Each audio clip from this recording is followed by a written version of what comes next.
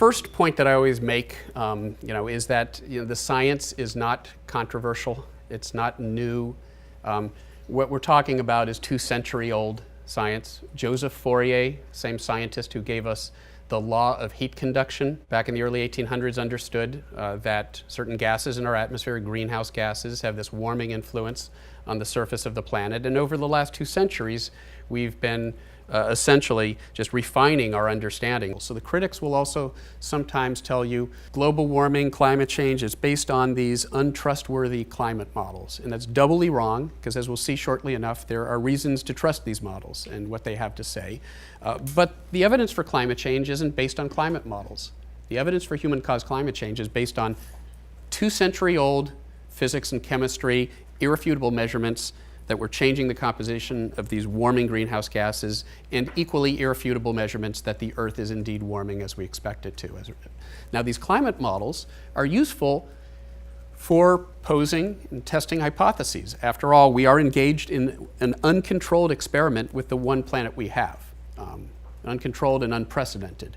And if we want to pose what-if questions and try to answer them, like what would we expect if human beings hadn't been pumping greenhouse gases into the atmosphere, then we have to somehow take our conceptual understanding of the way the system works, the underlying physics of the atmosphere and the oceans and the ice sheets and how they all interact, and formalize that understanding in the form of a model. And we can use that model to test some of these hypotheses. This is a climate model where CO2 concentrations are increasing.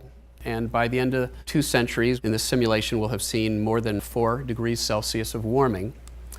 And you can see the global temperature here as time goes on, but that's what the actual patterns of surface temperature around the globe look like, where warm and cold colors represent where we are relative to a late 20th century baseline.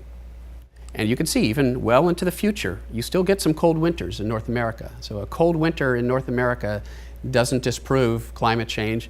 We'll see more warming over land than over ocean. So when we cite those global temperature numbers, they're actually an underestimate, because the warming we'll actually feel where we live, on land regions, is going to be more. And the warming in the Arctic, even more, because of the amplifying factors of melting ice and increased absorption of heat by the Arctic Ocean.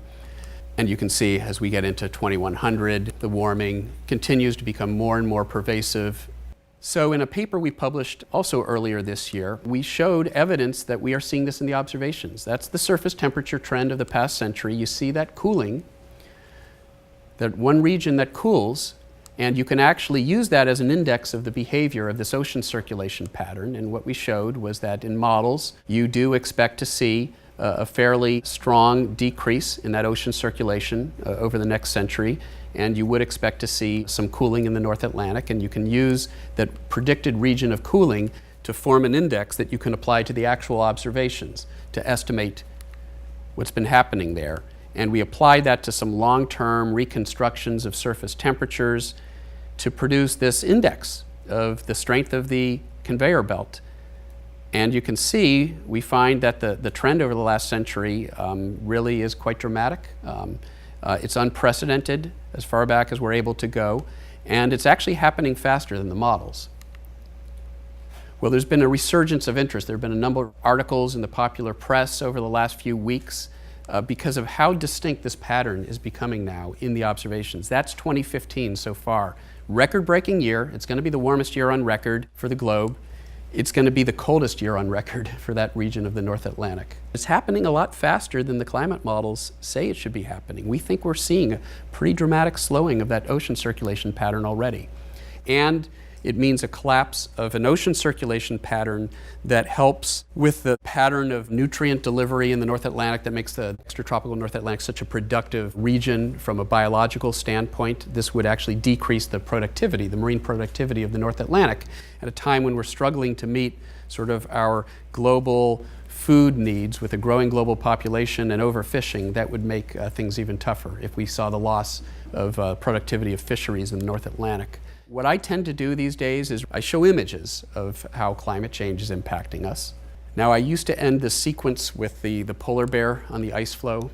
By making the polar bear the poster child of climate change, unfortunately. I think we've wrongly sometimes conveyed the notion that this is an abstract problem way off in the Arctic, maybe a problem for these exotic beasts that we've maybe seen once or twice in our lifetimes, when in fact climate change is impacting us now. Now I have colleagues who say it's not about the polar bear, it's about us.